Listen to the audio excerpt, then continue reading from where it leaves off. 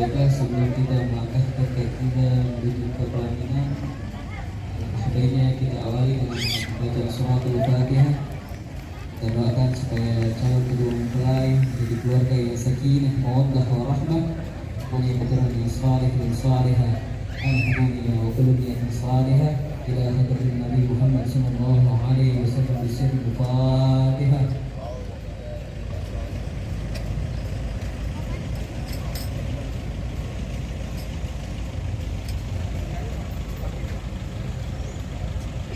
صلوا على النبي محمد اللهم صل وسلم وبارك عليه.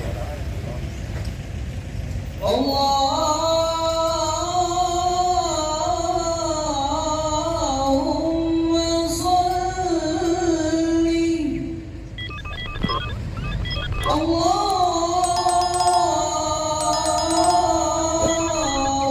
اللهم صل وسلم وعظم وأنعم وتفضل وبارك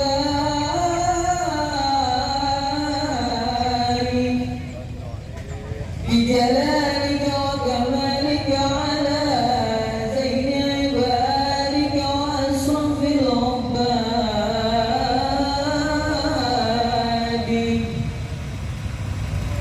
أشهد يا ربي والعجم والإمام طيبة والحرام وترجمان بلسان الكتاب ومنبع العلم والعلم والحكمة والحكم أمين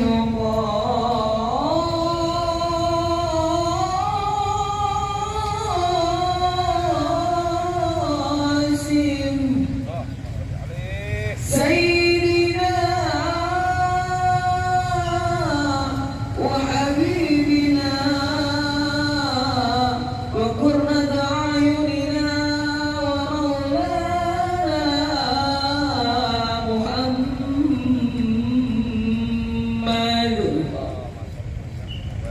بدون شرف